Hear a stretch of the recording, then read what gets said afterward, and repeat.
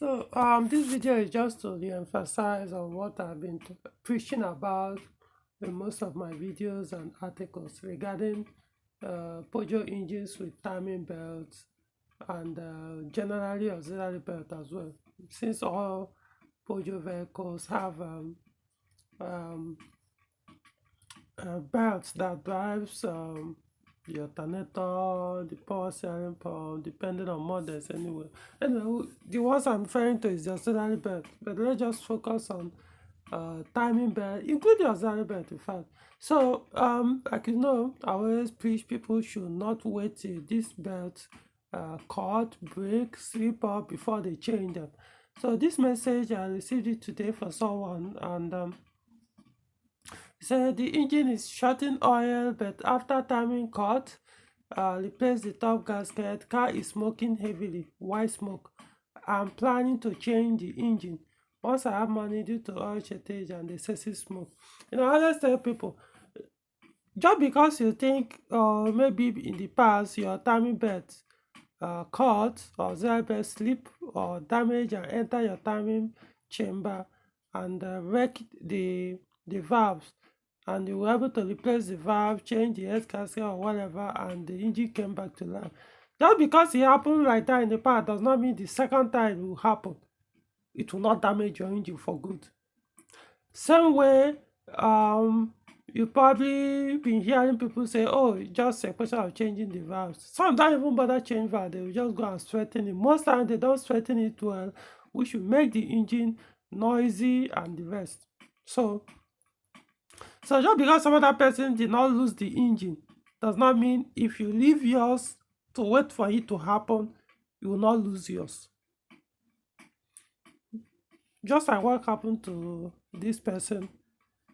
A timing belt failure on a Peugeot vehicles, especially, in fact, basically I could say all Peugeot vehicles.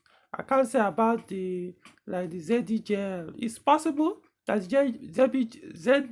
ZDJL is not a non-interference engine.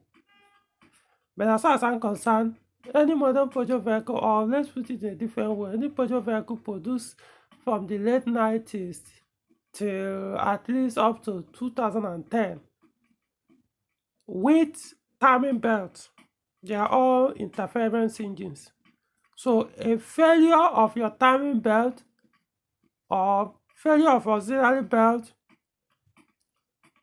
will not only damage your valves, your engine cylinder valves, but may end up damaging the entire engine. Just cases where people have timing belt failure, auxiliary belt failure, they change the valves or they straighten the valve, which I don't recommend. To me, replace completely. They straighten the valves and mount back everything, only for the engine to start burning or consuming oil excessively. Cases like that, not one. And there are also cases where that I even experienced, where a timing belt failure damaged the cylinder head, as in right away, as in knocked it out. It's not about replacing the valve anyway. It damaged where the valves are supposed to be mounted. So you now have the option, change the cylinder head or can as well replace the entire engine. I've also seen one where the valves damage the pistons, both the cylinder head and the pistons. So why do you want to risk it? Why take such risk? I don't understand why. I know some people do not know some of these things. They don't know, to them, they assume that, oh, you can only replace the belt when it has failed. But the important thing is, most people know. I could tell you, almost 80% of people who will be watching this video, they're already aware what could happen when your timing, this Peugeot engine timing belt breaks or zero belt. Yes, they will still go ahead, buy the weak belt in the name of buying second-hand belt, timing belt. Some will look at the option, oh, this original timing belt is expensive. Let me buy the fake cheaper ones. Knowing what will happen when this belt comes. Some will buy cars and when you recommend, oh, change this timing belt, this might happen, they'll be like, oh, Like I always tell people I buy engines for. I don't care how good that engine is. The timing belts, as far as I'm concerned, should be out.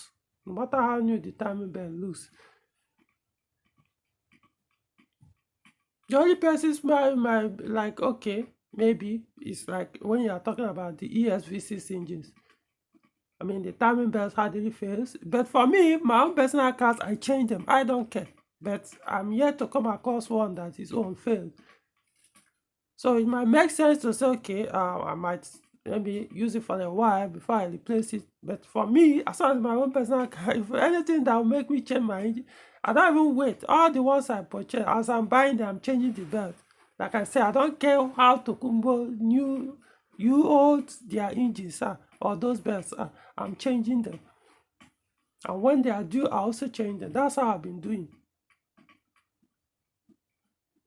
But the worst case are usually these four-cylinder engines because they fail more often. They are stressed more than the V6 timing belt. That's one thing people don't get.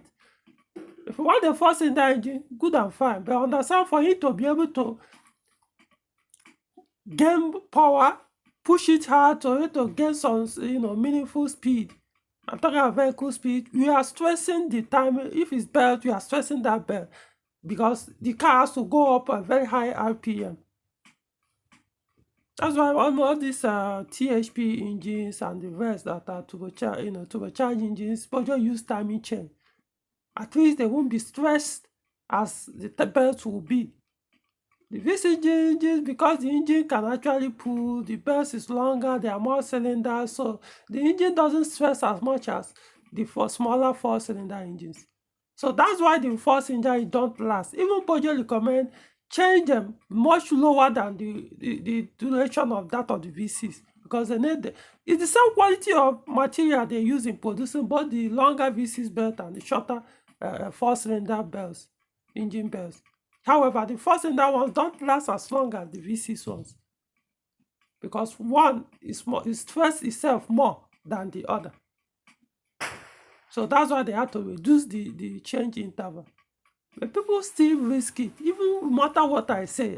See, like I said in the beginning, I understand some people probably have never heard of this. But the point is, people who still ignore, who know about this, they still go ahead and ignore and wait until it fails and damage their engines. It's what I don't understand.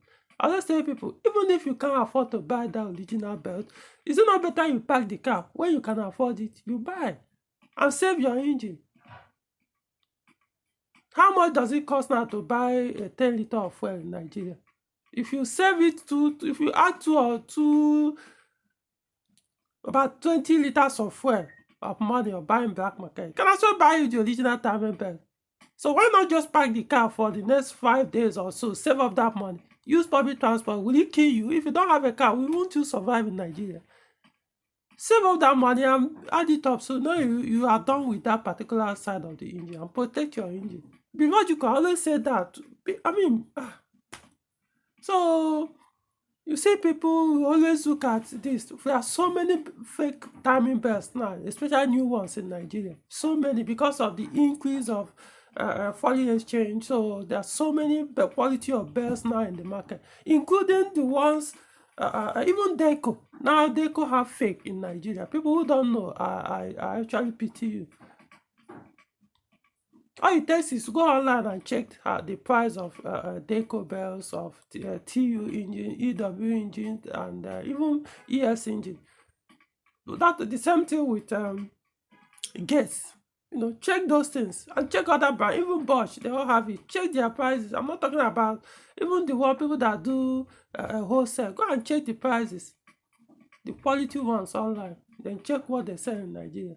And that's the easiest way to even find out the original ones. I mean, it's very, very easy. The original ones, I know how to detect them.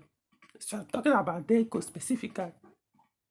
But people will I would rather buy those fake ones and risk whatever happens. And then you're saving 10,000 naira to buy non-quality belt only to end up spending about 300 and something or thousand, yeah, depending, between 250 to about 400,000 or even more. So which one makes sense? 10,000 or 200 to 400,000? Pick your choice. I mean, it's very glaring. So likewise, the auxiliary bells. You see people buying all kinds of quality of auxiliary bells, and it's not like they don't know the original ones exist. When Peugeot say original one will serve you 4 years or even more, depending on the engine. People will go and buy the one that probably may not last a month because it's about 5,000 naira cheaper or thereabout. And then you end up, like I say, you to do the same harm a failed timing belt to do. If you're an adult, use your thing, use your brain. I mean, I don't understand. I understand that since from the beginning of this earth, the shepherd and the sheep always exist. So no matter what you think, some people, majority will always want to rely on the shepherd to lead them, to guide them, because they find it so threatening to actually use their logical mind once in a while. I mean, think. That's why they call it preventative maintenance. Preventative maintenance, it has so many names. That's why you change your engine oil. It doesn't mean that your engine oil, once it's over that 12 months, it will damage, but you change it to prevent it from damage. Otherwise, why changing the oil? Same thing goes with belt. You do these things to prevent major wreck or damage of your vehicle, not just the engine. You change your brake pad, you don't need to wait for it to wear out completely before you change it, because it could end up causing a severe accident that could even end your life, not just damaging the vehicle. That's why I call it prevent it from causing such damage. So it's not just your engine oil, like you see people every 3 months they are changing oil, buying the low quality oil, so that every 3 months they say, it's due. If I'm buying the cheap oil, even though I know it's bad for my engine, but at least I can maybe I'll be changing it every 3 months. By the time you calculate 12 months, you realize that the person has spent more than you, that use the same amount of money to buy oil that will serve you for that 12 months, that is recommended and good for your engine. Probably you spend more buying a fake one, changing every 2 months, every 1,000 kilometers, and end up damaging that engine. I mean, the way I don't know. I can only think about me because I know the way I think. So maybe we're all different, like I said. But I don't see why. It's not a question of making a decision. Cut off every other person for the once in a while and use your logical mind. As you are doing it, you find certain things, action you want to take. How comfortable does it feel? So like I said, avoid fake new bells. Avoid second-hand bells.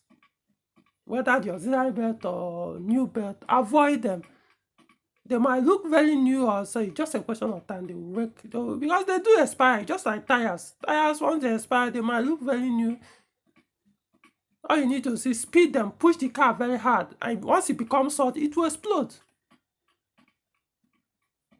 So it's something. These are rubbers. Don't expect them to behave like metal, like chain.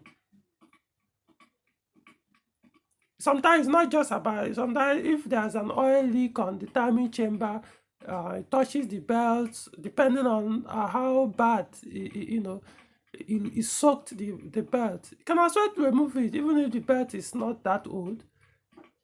You have to, because it has already deteriorated or affected the lifespan of that belt.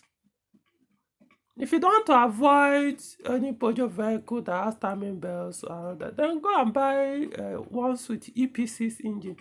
Doesn't mean you won't be changing your timing chain or tensioner, because they'll come with their own cost as well. But as well, you know that for fairly weak tensioner or thereabout will not damage your engine. At least I've never come across some. Unless you didn't tie something well, then of course, if the chain slips off, wow, that one is a complete wreck of the engine, especially when the engine is running. But yet I'm yet to come across one. So that is the only way you can avoid. I don't see anything wrong with following instructions. Do this every 4 years. Use quality one. Look at the other kits on the belt, the rollers, the tensioner. Anyone not good enough, get rid of that one as well. If you can't afford, get complete kit. But still, people will still try to rationalize why they want their car to be at risk.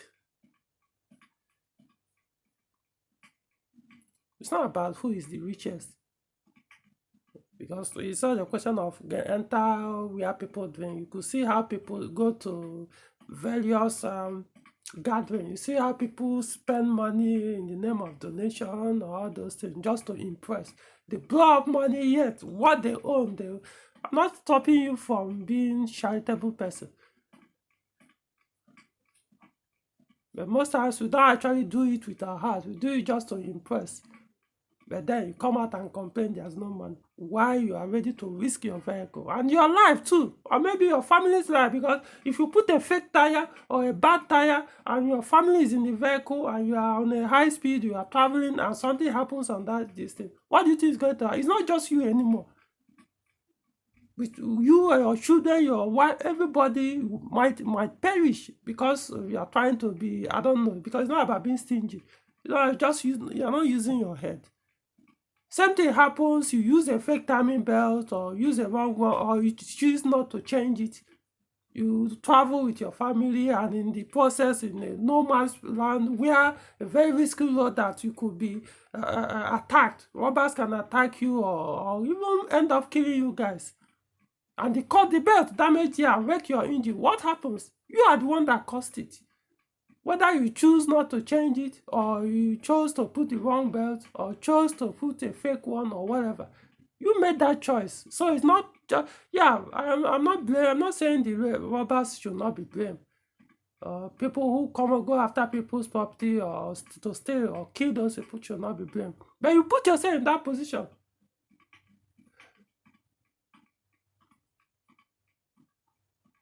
If you can't afford anything at any particular, pack that vehicle. It will not kill you for 1 month if you have to use that time to save up. You will not die. You are behaving as if on that we started driving from our mother's womb. At a point in life, you didn't own a car. Now you do. So it doesn't mean you cannot exist without vehicle. You're only choosing to tell yourself that no, it's so important that I can't. You can save up if you know you can't afford it at that time. There are things you can say, okay, let me manage.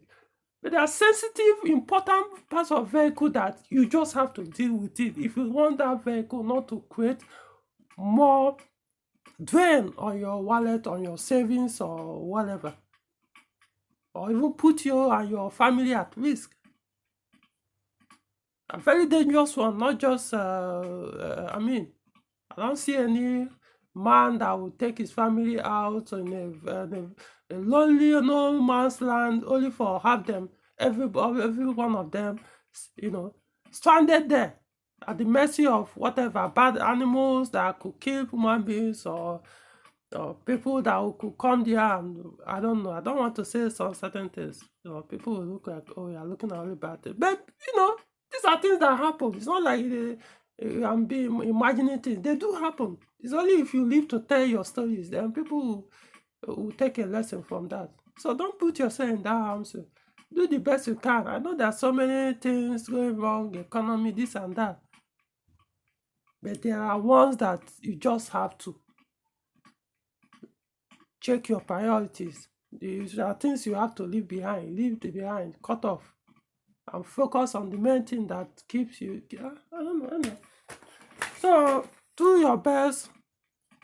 As you are buy quality belts. There are fake new belts in the market now. If you think I'm joking, keep buying anyhow, and you keep finding yourself in the same position. Check your timing keys. If any of them is bad, not just the belt, the roller, the tensioner, whatever, any of these pulleys, get rid of them at the time you are changing these belts. Don't change only the timing belt and assume nothing that the auxiliary belt, even if it's weak, if you fail, nothing will go to. If you fail, you end up damaging your engine the same way a failed timing belt will do. So if you are deal with the two at the same time, or you avoid any Peugeot vehicle and buy the ones with chain. I don't have any issue with that. In fact, I personally prefer ones with timing belts.